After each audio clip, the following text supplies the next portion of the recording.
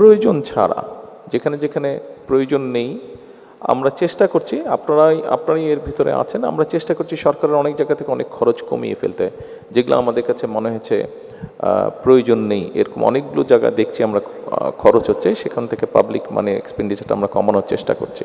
রাজস্ব আদায়ে প্রতি 100 টাকা আদায়ে জাতীয় রাজস্ব বোর্ডের পরিচালন ব্যয় মাত্র 21 পয়সা। এই 21 পয়সা আসলে কি কারণে, সেটা আমরা আমাদের লজিস্টিক সাপোর্টস এবং ইনফ্রাস্ট্রাকচারে আমাদের যে সুবিধা অপ্রতুল তারই প্রমাণ রাখে। সম্মানিত প্রধানমন্ত্রী মহোদয়, আমাদের বিভিন্ন সময়ে রাজস্ব আদায় কার্যক্রমে আমাদের যে অডিট কার্যক্রম পরিচালনার জন্য কারখানা পরিদর্শন, সেই সাথে বিভিন্ন নিবারক কার্যক্রম, অ্যান্টি স্মাগলিং অ্যাক্টিভিটিস, ইটের ভাটার রাজস্ব আদায় বিভিন্ন সময়ে মাঠ পর্যায়ের দুর্গম এলাকাতে যেতে হয়। এক্সপ্যানশনের কারণে আমাদের গাড়ি এবং অন্যান্য লজিস্টিকের সুবিধা থাকা অত্যন্ত প্রয়োজন। জাতীয় রাজস্ব আহরণে ত্বরান্বিত করতে আমাদের এই লজিস্টিক এবং ইনফ্রাস্ট্রাকচার সুবিধা নিশ্চিতকরণে সংশ্লিষ্ট সকলের সহযোগিতা একান্তভাবে কাম্য। যানবাহন সুবিধার পাশাপাশি আরও একটা যে বিষয় বলতে হয় যে আমাদের মাঠ পর্যায়ের ম্যাক্সিমাম অফিসগুলোই পরিচালিত হচ্ছে ভাড়া বাড়ি এবং বিভিন্ন ধরনের ইনফ্রাস্ট্রাকচার কম নিয়ে।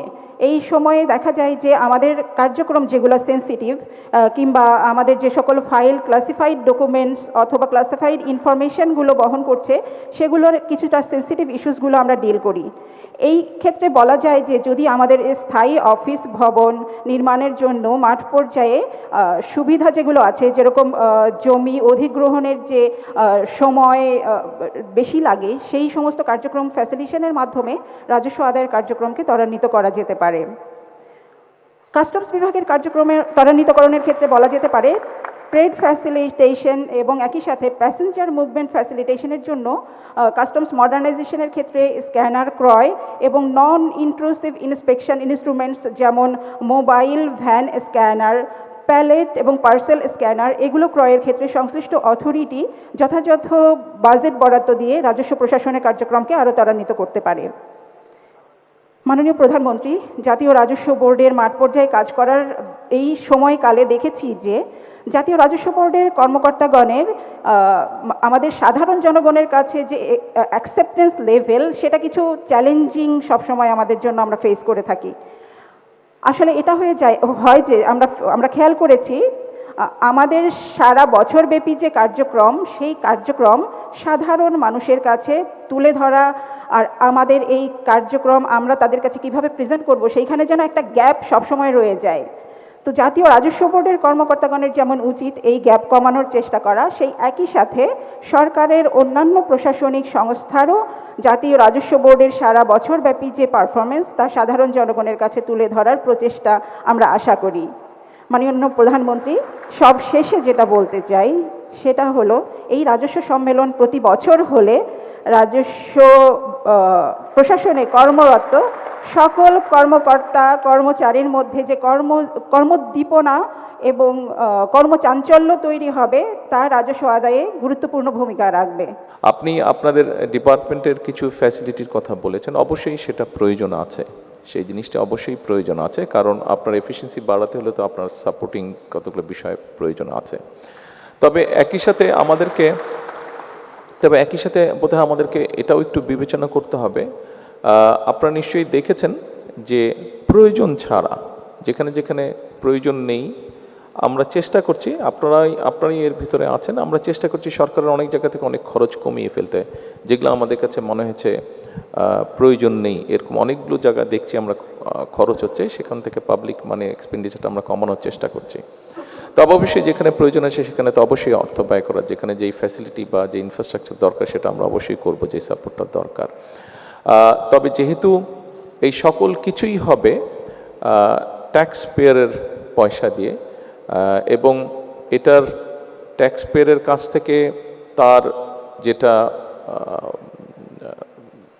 যেটা প্রযোজ্য ট্যাক্স যেটা সে সরকারকে রাষ্ট্রকে দেবে, এটাকে সুন্দর করে তার কাছ থেকে আদায় করে নিয়ে আসার দায়িত্বটা তো আপনাদেরকেই পালন করতে হবে। আপনি একটা কথা সঠিকভাবে বলেছেন, আপনাদেরকে এই ক্ষেত্রে অনেক চ্যালেঞ্জের মুখে পড়তে হয়। যেহেতু এটা ডিসকাশন, আজকের এই অনুষ্ঠানটাই এরকম, সেই জন্য আমি মনে করি যে এরকম অনেক কিছুর আমাদের একটা অনেক জায়গায় অনেকভাবে অনেক পারসেপশন তৈরি হয়েছে, যেটার জন্য আমরা অনেকেই হয়তো দায়ী নয়, রং কতগুলো পারসেপশন তৈরি হয়েছে, সেটাই হচ্ছে আমাদের চ্যালেঞ্জ। সেজন্যই আমরা বারে বারে বলার চেষ্টা করছি, বর্তমান সরকার বারে বারে বলার চেষ্টা করছে যে আসুন আমরা সকলে মিলে চেষ্টা করি, সকলে মিলে আমরা একটা পরিবর্তনের চেষ্টা করি, যে এই পরিবর্তনটাকে সকলে ভালো পরিবর্তন বলবে। এখানে আমাদের সকলের কন্ট্রিবিউট করার মতন অবস্থান আছে, কন্ট্রিবিউট করার মতন স্পেস আছে। আসুন আমরা সকলে মিলে কাজ করি। আমরা সকলে মিলে যদি যার যার যেটা কাজ দায়িত্ব সেটা যদি সঠিকভাবে পালনের চেষ্টা করি, সেখানেই আমরা চেঞ্জটা আনতে পারবো। এক্ষেত্রে আমরা আপনাদেরকে সহযোগিতা করব, আপনারা সরকারকে দয়া করে সহযোগিতা করবেন। ধন্যবাদ। তবে এখানে যে মূল একটা বিষয় যেটা আছে সেটা হচ্ছে যে, যেটা বললাম একটা রং পারসেপশন আছে যে এনবিআর মানুষের উপরে ট্যাক্সের জন্য প্রেশার করে, এটা যেভাবেই হোক একটা ভুল ভ্রান্ত ধারণা আছে। এখানে প্রত্যেকে এগিয়ে আসতে হবে, যারা ট্যাক্স দিবেন ওনাদেরকেও যেরকম সহযোগিতা করতে হবে, ওনাদের উপরে যাতে ট্যাক্স পেয়ার যারা তাদের উপরেও যাতে কোনো রকমের প্রেশার না হয়, কিন্তু একই সাথে ওনারা অনুপ্রাণিত হয়, মানুষ যাতে অনুপ্রাণিত হয় যে ঠিক আছে আমার ট্যাক্সটা দিতে হবে, আমার ট্যাক্সটা দিলে আমরা স্বাস্থ্য সেবা পাবো, ট্যাক্সটা দিলে আমাদের সন্তানরা এডুকেশনের সুবিধা পাবে, ট্যাক্সটা দিলে আরও সোশ্যাল বেনিফিট, অর্থাৎ মানুষের জন্য সরকার বা রাষ্ট্র বিভিন্ন ভালো কাজের উদ্যোগ গ্রহণ করবে।